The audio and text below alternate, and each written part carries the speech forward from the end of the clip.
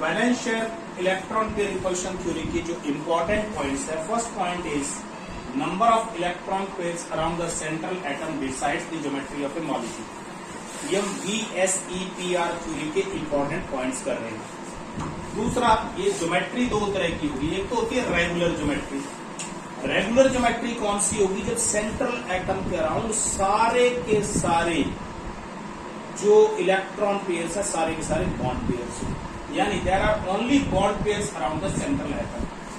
Central atom, और इसमें एक चीज ध्यान देना, हैविंग सेम सराउंडिंग एटम्स।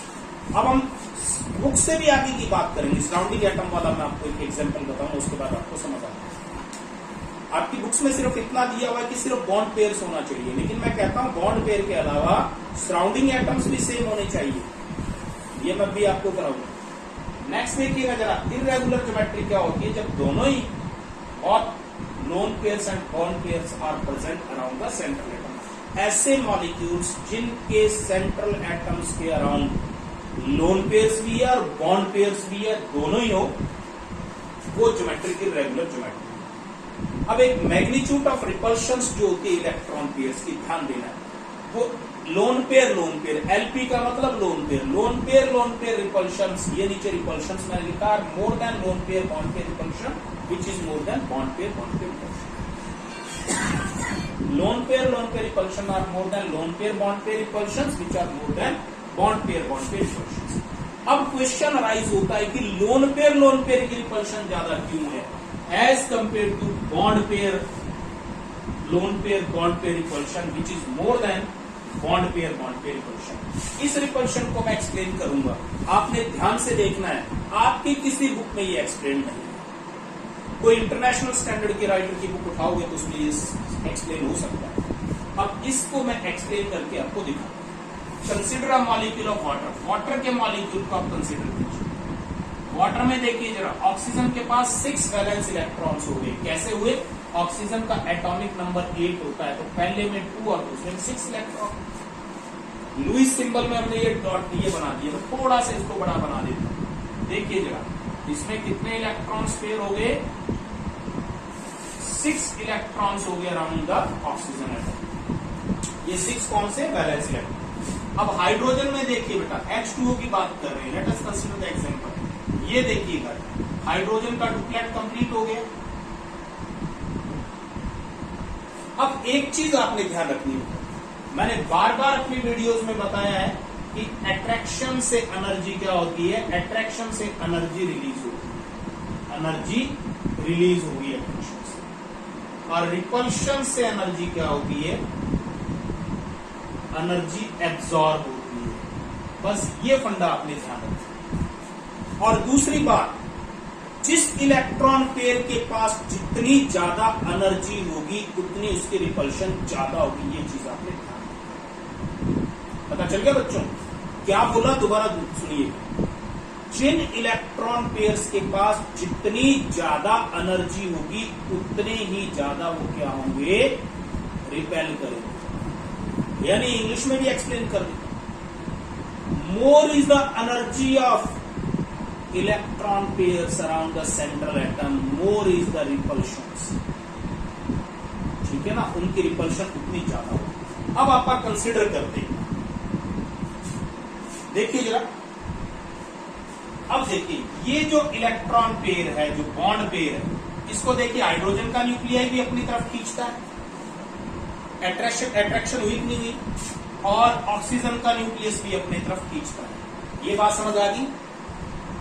इसी तरह से ये वाला जो इलेक्ट्रॉन पेयर है, जो बॉन्ड पेयर है, वो 2 एटम्स के सिर्फ 2 एटम्स, उसको 2 न्यूक्लियस, उसको क्या करते हैं? अट्रैक्ट करते हैं। यानी ये जो बॉन्ड पेयर है, ये जो बॉन्ड पेयर है इज अराउंड द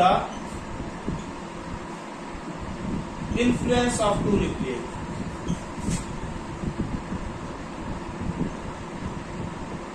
दो न्यूक्लियाई के इन्फ्लुएंस में, मतलब 2 न्यूक्लियाई इसको अट्रैक्ट कर रही हैं, 2 एटम इसको अट्रैक्ट कर रहे हैं, हाइड्रोजन एक ऑक्सीजन। अब बात करो इस लोन पेयर की, सिर्फ लोन पेयर की बात करेंगे। फिर एक बार वाटर का स्ट्रक्चर बना देता हूं, मैं सिर्फ लोन पेयर की बात करूंगा।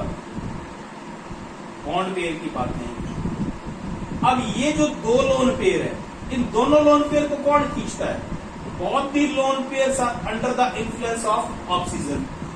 ये जो दो लोन पेयर्स हैं, लोन पेयर्स तो सिर्फ ऑक्सीजन के इन्फ्लुएंस में एनर्जी ज्यादा रिलीज कब हुई है? पहले ये मान लो ये 3 इलेक्ट्रॉन पेयर्स थे ऑक्सीजन एटम के पास। अब इन तीनों की एनर्जी इक्वल थी।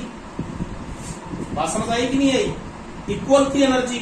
लेकिन जब ये दो बॉन्ड बने हाइड्रोजन, एनर्जी इसकी रिलीज हुई। रिलीज क्यों हुई? क्योंकि ये इलेक्ट्रॉन पेयर पहले तो इसके अंदर थे। अब क्या है, इन दोनों इलेक्ट्रॉन पेयर्स को किसने दो न्यूक्लियाई और मिल गई।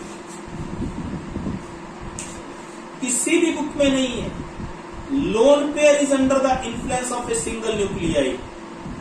अगर इनिशियली उनकी एनर्जी हम इक्वल मान के चलते हैं या नियरली इक्वल मान के चलते हैं या हाइब्रिडाइजेशन की भी जरूरत है, ये भी पता चलता है। उनकी एनर्जी आप इक्वल मान के चलते हैं तो जब बॉन्ड पेयर्स बनेंगे उनकी एनर्जी क्या हो जाएगी? कम हो जाएगी। तो बोलिए जरा, एनर्जी किसके पास ज्यादा होती है? लोन पेयर के पास ज्यादा होती है ना। तो रिपल्शन क्या होगी? अगर मैं वाटर मॉलिक्यूल की बात करूं तो रिपल्शन किसमें ज्यादा हुई? देखिए अब इन दोनों की एनर्जी ज्यादा है। लोन पेयर की रिपल्शन किससे ज्यादा होगी? लोन पेयर बॉन्ड पेयर से ज्यादा होगी। देखिए जरा, और इनकी बॉन्ड पेयर से ज्यादा रिपल्शन होगी। उम्मीद करता हूं ये आपको समझ आ गया होगा। इस कंसेप्ट का आप आगे यूज करेंगे। मोटी सी बात है, lone pair are under the influence of a single nuclei, whereas bond pairs are under the influence of two nuclei. Therefore, the energy released is more in case of bond pairs. और मैंने आपको बताया more is the energy, more is the energy, magnitude of energy, more is the repulsions. तो lone pair दो electron के system हो गए, उनकी एनर्जी किससे ज्यादा होती है? लोन पेयर बॉन्ड पेयर से। उनका एनर्जी का टोटल देख लीजिए। तो lone pair repulsions are more than lone pair bond pair repulsions, which are more than bond pair repulsions. इसी का यूज करके हम इर्रेगुलर ज्योमेट्रीज में बताएंगे कि क्या होता है, कैसे ज्योमेट्री को इफेक्ट करते हैं ये जो लोन पेयर्स हैं। ठीक है, समझ आ गया?